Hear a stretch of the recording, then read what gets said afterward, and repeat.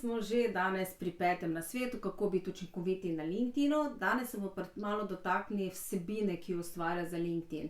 Za sam LinkedIn omogoča več stvari, so pa nekako najbolj priznani članki, ki jih lahko pišete v sami platformi LinkedIn. Lahko pa, ne vem, da ste link tudi do svojega blog zapisa, ampak vemo, nobena družbena omrežja nima radi, da gre uporabniki ven, tako da je fajn napisati kakšen članek tudi v notranjosti. Res pa, da so v zadnja leta ti članki, ne vem, imajo manjše dosege, ampak obstajajo taktike, kako povečati vidljivost članka, ampak to več o tem seveda predelamo vse na naši delavnici ali pa v e-tečaju. Bi pa vam danes povedala, se pravi, kaj lahko objavljate. Lahko objavljate fotografije, videe do 10 minut, potem LinkedIn ima tudi možnost datoteke, se pravi to, kar v drugih družbenih omrežjih ni, razen v Facebook skupinah, se pravi lahko daste kakšne PDF-e, prezentacije. Potem pa še lahko se pravi dodate tudi članek, se pravi write an article, kjer dejansko v sami platformi lahko generirate članke, kar je tudi bilo včasih na Facebooku in sedaj to ukinjajo, tako da te možnosti več ne bo.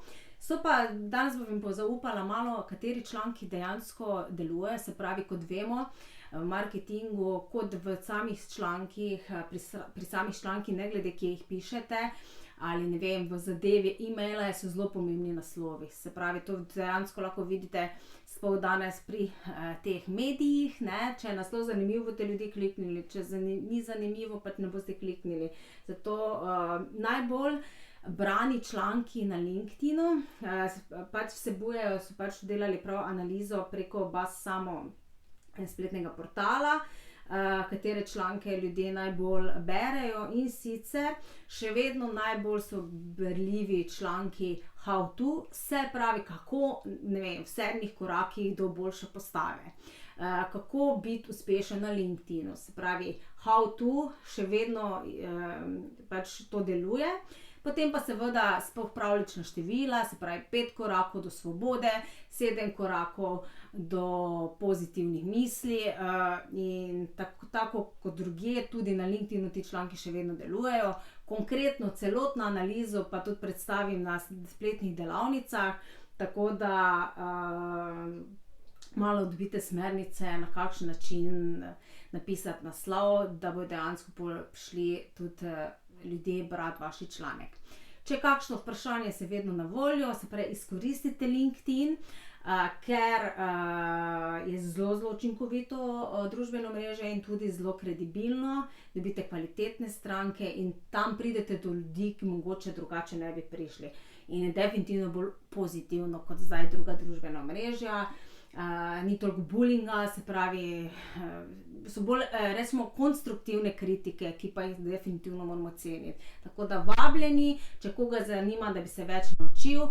V naslednji teden začnemo z spletno LinkedIn delavnico, ki bo zadnja letos, 49,90 €, dvakrat se srečamo v živo po 2 uri, dobite vse posnetke, materiale, še naknadno vam posnamem videe, če so vprašanja, in na voljo sem vam kot mentorica, tako da dajte izkoristiti to družbeno mrežje, še v Sloveniji je še vedno premalo, čeprav se dogaja vedno bolj. Tako da vabljeni, jaz bom zelo vesela, da se bomo srečevali tudi v živo, tudi če tisti mogoče ne boste mogli biti v živo, ni problem, ker se vse posneto lahko tudi naknadno pogledate in mi tudi naknadno postavljate vprašanja. Tako da jaz bom zelo vesela, če se mi pridružite. Bomo pa se srečevali 27. in 28., se pravi torek in sredo ob 10. Tako da, evo, upam, da se vidimo, upam, da so vam ti nasveti kaj pomagali, mogoče vseeno boste poskusili to družbeno mreže. Moram reči, da z moje stranke že imajo čudovite rezultate, ampak seveda, če ga uporabljate, ne, zdaj, če se učite, pa pol nič ne implementirate, potem je brez veze. Ampak moram reči tudi iz svojih izkušenj, da se splača izkoristiti vsako družbeno mreže, ki so še vedno zastonj. Tako da vedno se da, če se hoče, ne jamrati, ampak dajte testirati, poskušati stvari se učiti, to vas bo pripeljalo na višji nivo. Lepo bodite.